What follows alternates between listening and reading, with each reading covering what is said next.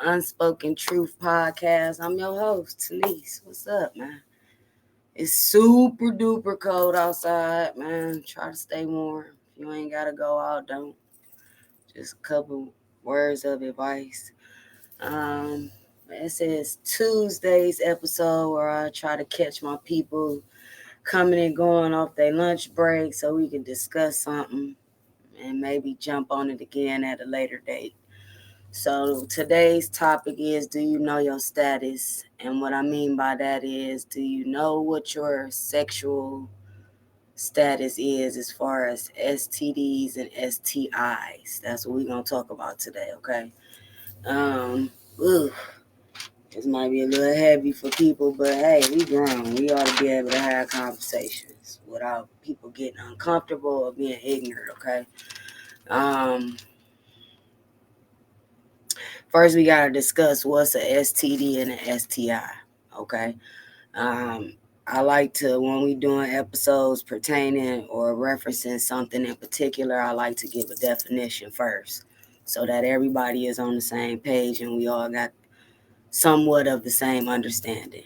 Okay, so now STDs and STIs are sexually transmitted diseases or infections.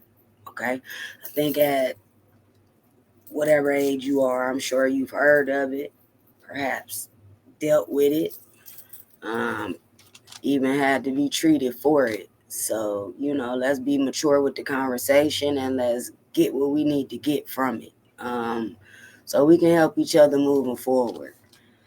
I'm going to start out with questions. I'm just going to be asking questions back and forth and trying to give the best answers to the best of my ability.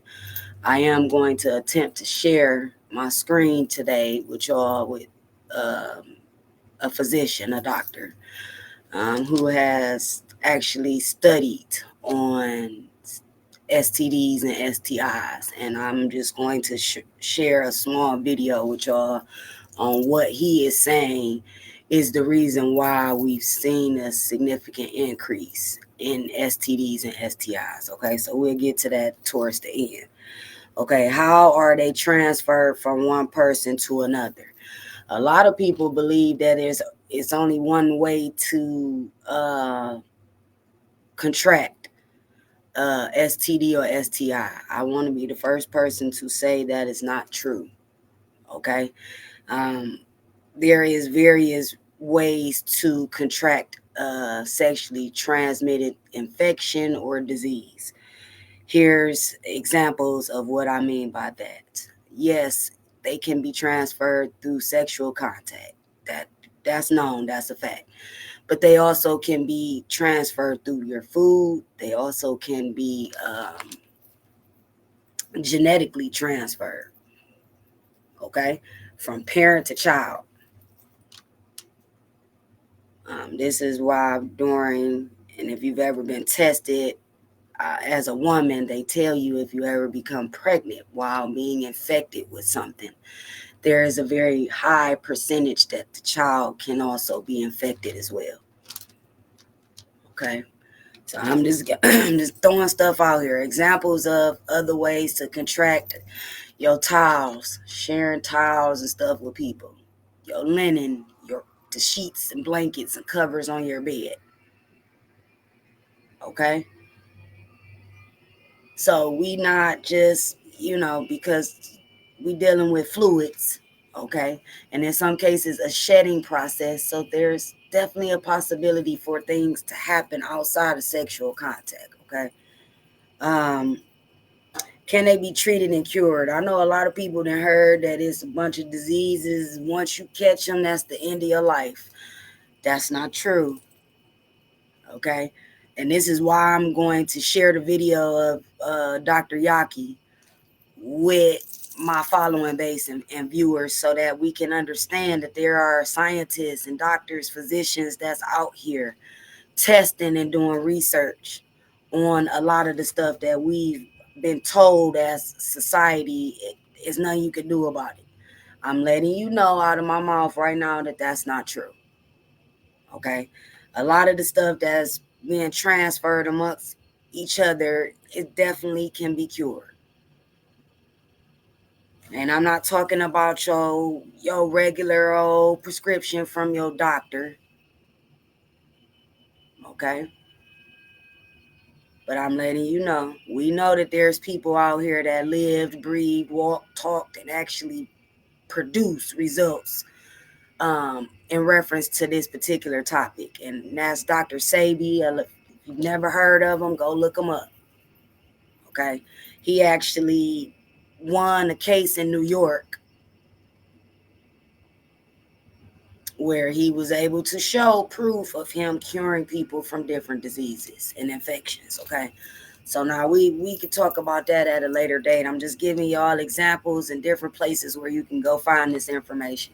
So that is not just me just saying some stuff to y'all and expecting y'all to run with it or believe it. There are sources where you can find the information that I'm sharing. Okay. Um, how are these tests administered?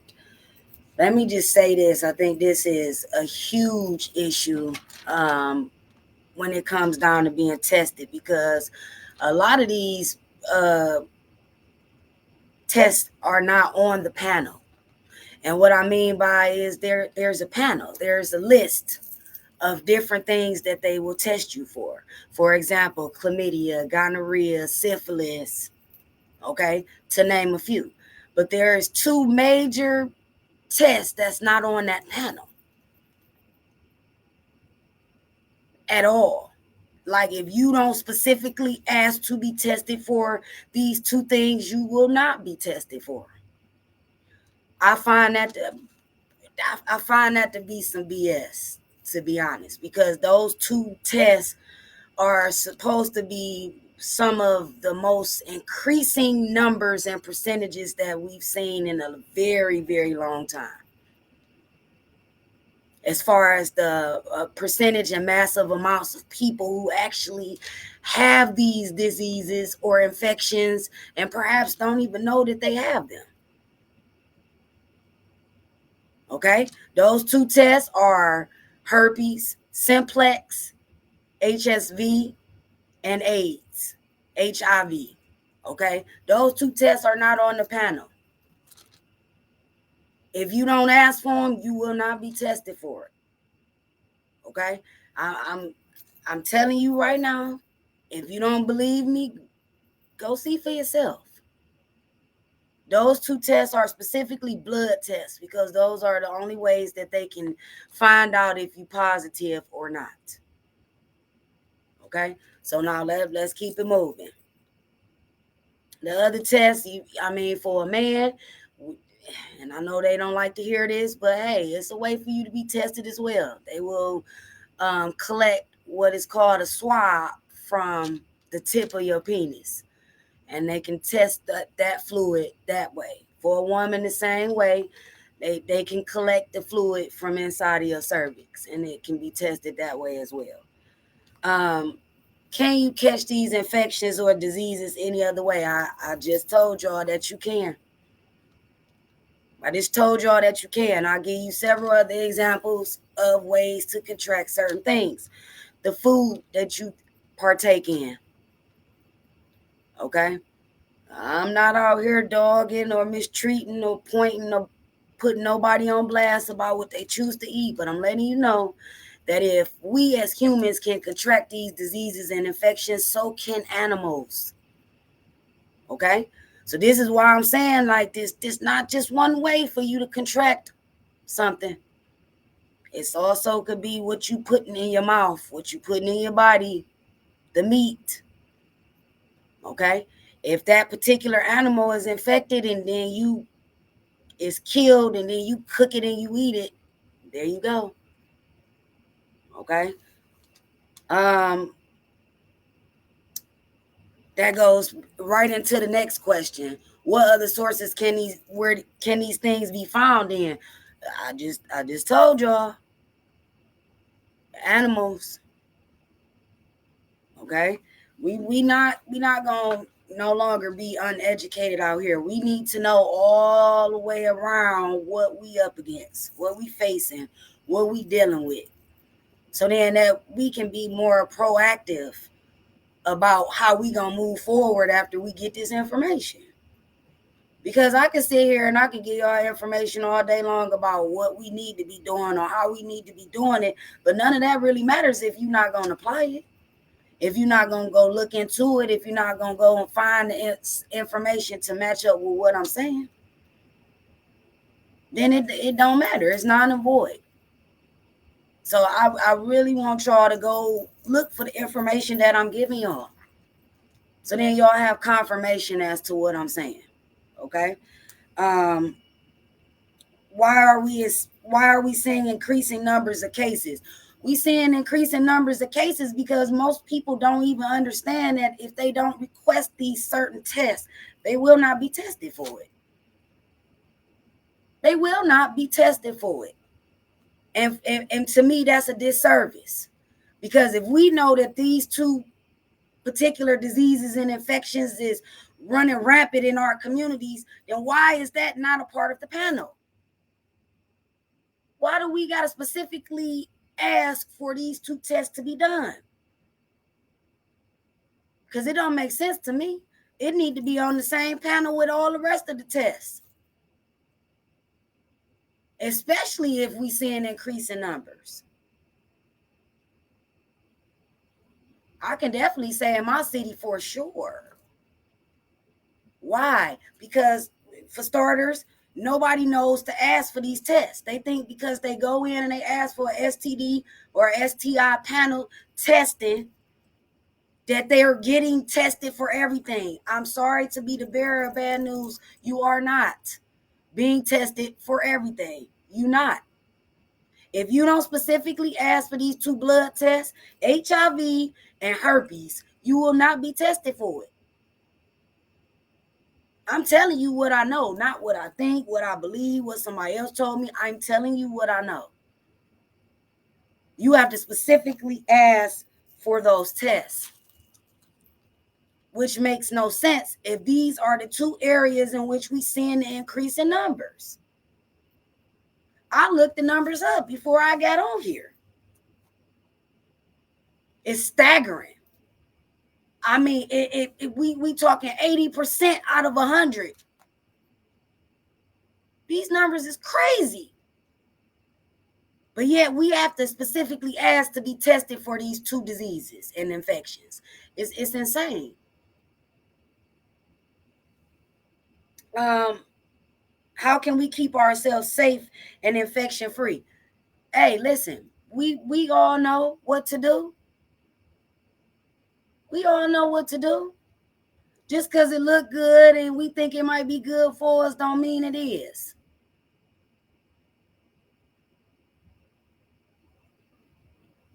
Stop being careless with your life. We can start there. Just stop being careless with your life. Because there's a lot of people out here that knows what's going on with them and they would never tell it to you. They would never share it with you. That speaks volumes. This is why the numbers is so high. This is why so many people are infected and affected by these things, because people don't know how to be truthful. People don't know how to be honest. People don't know how to be accepting within themselves about the things that's been told to them in reference to their health. But you keep it clean. You keep it safe.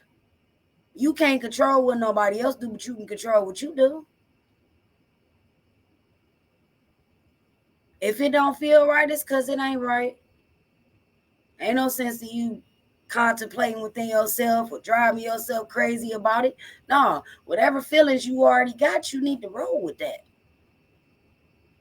That feeling, that gut, that intuition, that might save you having to deal with something.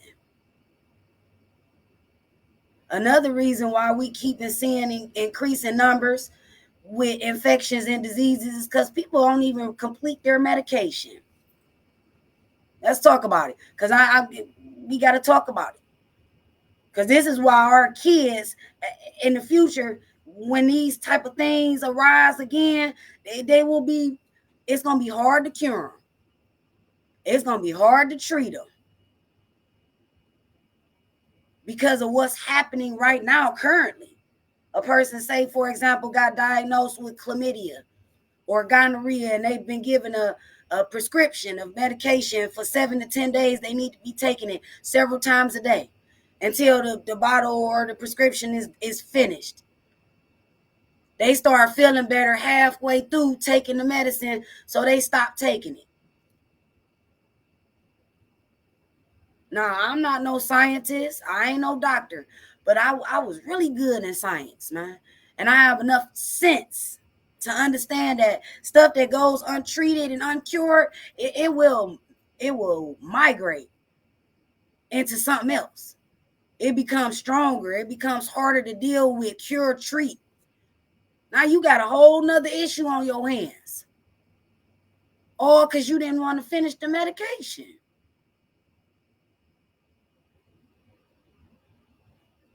So it's a lot of different things that we doing as humans, as people, that's causing us to have to deal with this level of sickness.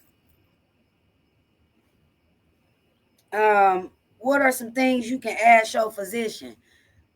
Ask for these tests, okay? And don't be embarrassed. Don't be sad. Don't be angry. Ask for these tests to be done, to be performed, so that you know. It's nothing like not knowing. And believe me, the few days that it takes for the test to be completed from start to finish is going to be very uncomfortable. But do it anyway. Because you need to know.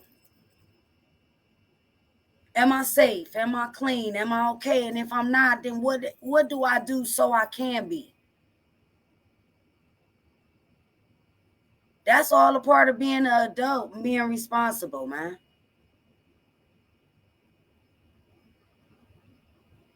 Another reason why why we don't know what's going on with each other is because nobody is being, like I said, being truthful and honest. Hey, if something occurred, it occurred. Can you be mindful of somebody else outside of yourself?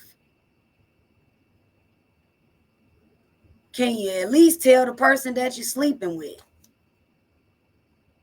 so that they can go get tested and get treated too?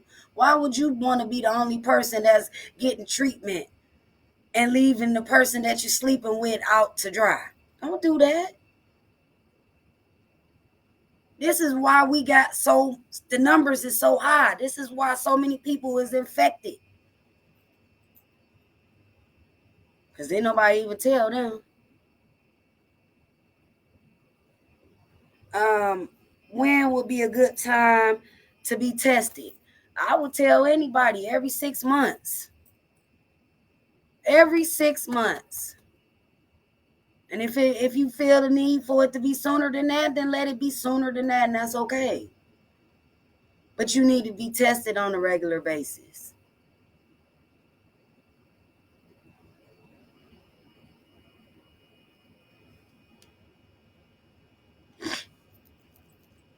Okay. I also want to bring up the fact that we've been told several things in reference to diseases and infections. Oh, they just viruses. No. What I've discovered about several infections and diseases is they rooted in parasites. What does most people have, especially Americans? We full of parasites because we eat all kind of nonsense. We don't eat right for nothing in the world. It's been several generations since somebody ate right around here.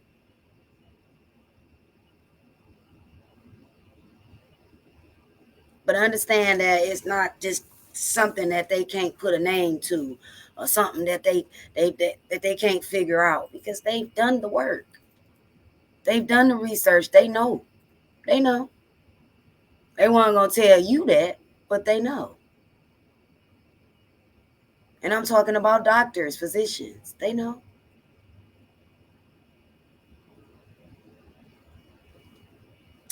If over 80% of the population has a certain specific disease or infection, isn't it safe to say that there has to be other ways for these infections and diseases to be passed from person to person? Isn't it? Now, I'm a person who's walked barefoot most of my life. When I was younger, I didn't realize that that was what they call grounding myself, okay? But I also did not know that I was putting myself at risk. Your feet is one of the biggest organs on your body, as far as things being transferred and things being detoxed. Okay. Um,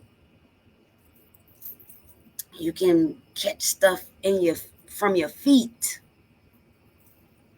My mother used to always tell me, hey, keep some on your feet. You don't want to be flat footed. I end up not having an arch anyway, but that wasn't what she should have been telling me. She should have been telling me to protect myself from what I might encounter outdoors, because I would just be walking around the whole neighborhood with no socks and shoes on.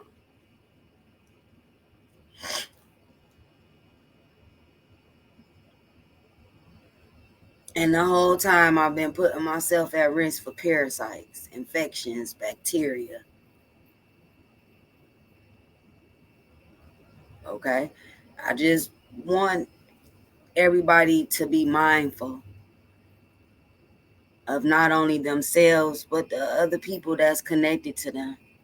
This is how we get some control over what we watching and witnessing every day. Okay. Um, this wasn't so bad. I feel like we got through a lot. I'm very open to comments, questions, whatever y'all want to discuss moving forward. I hope this was helpful for some people. But let's do the right thing. Let's start taking care of ourselves. But most importantly, let's start taking care of the people that we love or that we say we love. The people that we with, that we laying down with. Okay. We gotta take care of each other at the end of the day.